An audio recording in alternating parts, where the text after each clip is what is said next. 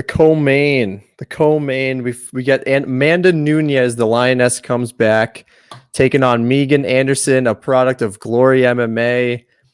That puts me in a strange position. We've been very much team Glory MMA, but I've looked at this a million different angles. It all leads to the same exact road. There's not much I can really say about Amanda Nunes that you don't already know. Champ, 11-fight win streak. Her last 8 have all been title fights. She's knocked out everyone. Megan Anderson, it's just like she's 3-2 in the UFC. It's a very scarce division. So she got her win over, was it Norma Dumont? And then that got her to the title shot because Amanda was like, yeah, I'll move up and weight and fight in that and defend that belt. The only thing that I see here is Anderson. Obviously, she's 6 feet tall. She's huge. 72-inch reach advantage. She'll have the 3-inch reach there. This is the first true featherweight that Nunes has fought. I feel right. Like she is big and she has power. I was watching the Norma Dumont fight. She knocked her out pretty clean. I don't know. I just can't pick. I'm just going to say this because we say this every time. You have to put money on Megan Anderson because it's plus 700. You have to just sprinkle a little bit. What about Megan? What about Megan by KO? Yeah, that could be the move too. That's how I would see it happening because she like a head kick or a toe in the eye. Remember she did that? She kicked the girl and got her toe in the eye, and then they called the fight because the girl couldn't see. But that's considered a KO. All right, there you go. Bet that, and you'll probably get plus 1,000 on that one. So, I have to choose. I have to choose Amanda Nunes. I have to do it, and I think she's going to get the finish. And I hate to say it for Glory MMA. I can't wait to hear what Josh says, how she's been training, like what the insights are there. But I'm going Nunes TKO here. You have to. I mean, I love it, but you can't root it. And Nunes is no question. It's no question. Yeah, from a betting standpoint, you're throwing money on Megan Anderson all day. You have to. From a coverage and pick perspective, you got to go Amanda Nunes. Wait, Steve, was it KO or sub? You know what? I actually have it as sub. I'm going sub. Okay. Yeah. I mean, so from a betting standpoint, you gotta go Megan. But from a logical pick perspective, in MMA, anything can happen, right? The sport is a sport that doesn't make sense. Anything can happen. But Amanda Nunes is in my top 5 greatest all-time mixed martial artists ever, men and women. She is that damn good. 2-division title holder, to the point where she's almost bored with the sport and talking about retirement. Like she's not even old, but she has just absolutely run through everyone, and to the point where it's getting boring. I can easily see her retiring after this because she has obliterated everyone in the division. It's almost bad for the UFC if she sticks around because they have no one else to give her. Like it's gotten to the point where she's just light years above everyone else. We thought Ronda Rousey was that person, right? And then Amanda Nunes just took it to a whole nother level. You cannot, if you're just making picks for competition, you cannot pick against Amanda Nunes in this one. You have to pick her. I'm going to go by knockout. I don't know if she's going to get like a flash knockout. I'm maybe like a takedown with some ground and pound to finish, maybe batter up Megan a little bit. You can't not bet on Megan Anderson, though. You got to do it. Potential toe in the eye could happen.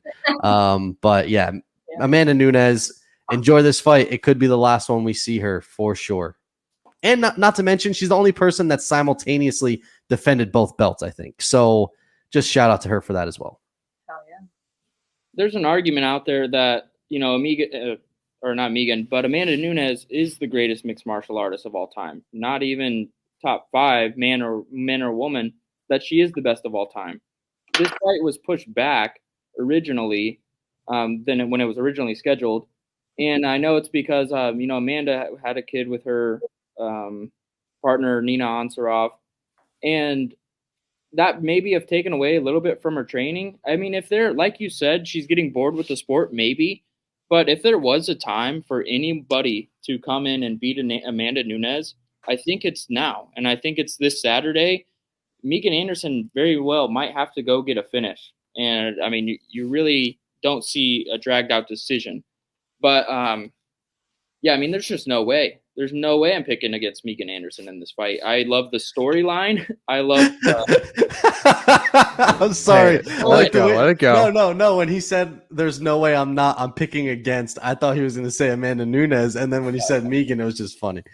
Yeah, I know. I'm it's sorry. kind of sounds crazy, but at plus 750, I want it for the story. I want it for the Kansas City fighter. I want it for Megan Anderson because she's just, an amazing kind of athlete, and I think she could use her platform for so much good if she wins the title and really be a good voice for the UFC. She's going against one of the best of all time. I get that, but not maybe. I could see her, maybe finishing her. I said maybe again. I could see her. You're sure, but you're not sure. It's fine. I could see her finishing Amanda Nunes, but it's going to be late. It's not going to be early. It might have to be 4th or 5th round, and catching her with some of her good technique because she does have it. She's very capable. Plus 750 is disrespectful at this point. She's going to put on a better performance than Felicia Spencer did, and it will be competitive. I'll tell you that. It will be competitive. Yeah. And not for nothing, like the last, she's obviously, Nunes is known for finishing everyone, and then her last 2 have gone to decision, something you kind of saw with like John Jones towards like the end of his reign at light heavyweight. Yep. It is kind of like a boredom thing because they've been there, they've seen everything, and maybe that's her opportunity. Maybe. I was just going to say that. Great point, Steve. Nicely done, Steve. Bunny. If there was a time. Without discrediting Megan, if it came down to like wanting her to, like, I would love for her to have this platform, Megan, but it's just, there's no question Nunes is going to come out and just eat her alive. That's how I think. I think it's going to be an absolute savage KO, early rounds by Nunes. I can't. I mean, I don't bet on this, so I don't care about the plus 750 or whatever. So Nunes all the way. And I could. Fighters are my fucking favorite. It's just what I do. So Nunes all the way. She's bored with it. She's going to go out there. She's done it before. This is just like another day at the office. And I mean, this one's 6 feet. She's 6 feet fucking tall. So it's going to be tough, but I think she's just going to come out a savage. Nunes, I think the kicks are going to play huge for Megan in this fight. I think to keep her distance, I think her head kicks are very good. She kicks the legs. Shane, yeah. Got a big reach. She's also Australian. I love Australians too, but that's not, She's going to need it all. Yeah. But, I like, listen, like I said, there's a chance to have a lot of money made on Megan Anderson. I'm betting Megan Anderson by finish, by KO, because I don't see her winning a decision. I see it being a finish. Like, I think if it's going to be a decision, I think that kind of leans towards Amanda Nunes more, but Megan Anderson by finish, pay me. I hope you make money, man, because I don't bet on it. So.